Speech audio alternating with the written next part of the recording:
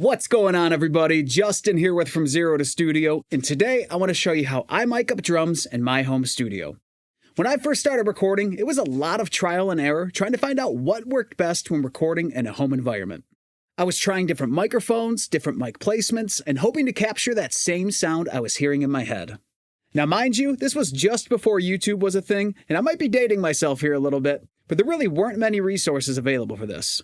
So my hopes with this video is to help to give you a good starting point for setting up mics to record drums in your home studio.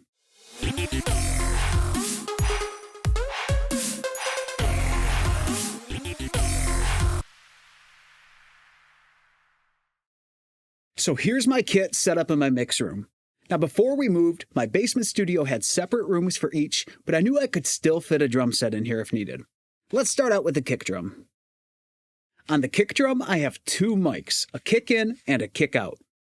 On kick in, I have an Audix D6, and that's placed about 5 inches inside the hole, pointed right at the beater. I find that this placement gives me a nice blend of click and boom that I'm looking for, and this would be great if you're just using a single mic. The closer you are to the beater, the more click you're going to have, and the opposite for the further you come out. On kick out, I have a Shure Beta 52. This is a very popular kick drum mic, and it used to be my only one. It's what I used as a kick-in mic. I found that I liked the sound of the D6 better inside the kick drum, so the Beta 52 made its way out here. The kick-out mic is going to capture the ring of the drum without getting all the click and air from the inside.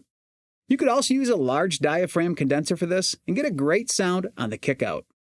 One thing I like to do, and the Beta 52 works great for this, is after recording, I'll cut everything above the sub frequencies and process this track to give it a consistent low sub hit. I'm essentially using this as a sub kick, which some of you are probably familiar with. It kind of looks like a little drum or maybe an exposed speaker cone sitting in front of the kick drum. That's just something that I found that works great for me and my mixes. On snare drum, I also have two mics, a snare top and a snare bottom. On snare top, I have an SM57, and this is probably one of the most popular snare mics. The capsule's overlapping the rim by about a ½ inch or so, and the center of the capsule is about 2 inches above the drum, pointing at the center of the head. Aiming toward the center is going to give you more attack, while pointing the mic toward the outer edge of the head will capture more of the ring. Some people like to put the mic really close to the head, but if you pull it back a bit and aim it towards center, you're going to get a warm and well-rounded snare sound. Now, you are going to get more cymbal bleed the further you pull that mic back, so it's really about finding that balance and ultimately what sounds best for the snare and what sounds best for the song. On snare bottom, again I've got an SM57, and this is also pulled back, but kind of in a little deeper, pointed right at the snare wires. Since the snare bottom mic is hearing the exact opposite of the snare top mic, you're going to want to flip the polarity because it's going to be out of phase. You can easily check the phase and flip the polarity as needed right inside your DAW after recording. And if you're using any preamps or other outboard gear, they usually have a phase flip option as well. Now, some people choose to not mic the snare bottom, and it might not be needed depending on the song, if you're blending with samples, depending on how many microphones and inputs you have on your interface.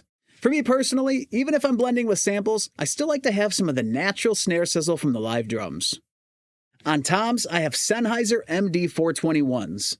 In a similar fashion to the snare, I'm pulled back a bit to capture a well-rounded tom sound, but rather than aiming the capsule towards center, I'm pointing about halfway to center on the rack tom and a third of the way towards center on the floor tom. I found that this gives me a great blend of attack and ring from the toms without getting too much of that floppy sound from the stick hitting the head. Moving over to hi-hat, I have an AKG Perception 170 about 4 inches above the hats pointing straight down at the edge. These mics are small diaphragm condensers, and they're pretty inexpensive, but they still do a great job at capturing the hi-hat. I'm typically blending the hi-hat and ride mics pretty low in the mix, because you can hear them well enough in the overheads. However, if I need a bit more stereo separation between the hi-hat and the rest of the kit, or if there's a detailed part that I want to bring out a bit, I can raise that individual hi-hat or ride track without adjusting the overheads and affecting the sound of the rest of the kit. On the ride cymbal, I have another AKG P170, and this is aimed at the edge of the bell with the capsule about 8 inches away. Again, this is blended pretty low in the mix, and I can bring it up as needed. Now, if you don't have enough input channels to mic the hi-hat and ride, your overhead mics should pick these up just fine. On overheads, I have Neumann KM184s set up as a spaced pair, which means one mic is pointing down at the left side of the kit, and another mic is pointed down at the right side of the kit. There are quite a few different overhead mic placement options you could choose from. XY crossed right over the snare is another popular one. However, I've always preferred the width I get from a spaced pair.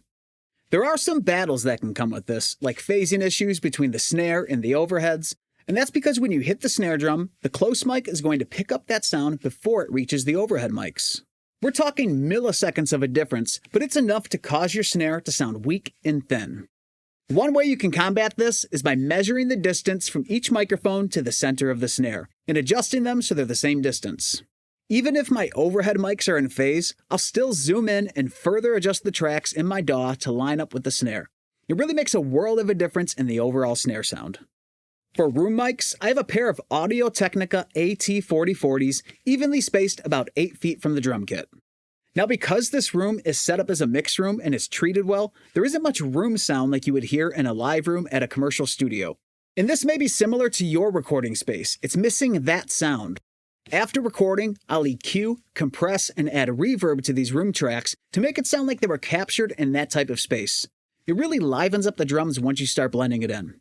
If you aren't able to put up any room mics, you can still achieve this effect by duplicating your overhead tracks and processing them in that same way. Blend in those tracks to taste, and it'll give you a nice, roomy drum sound.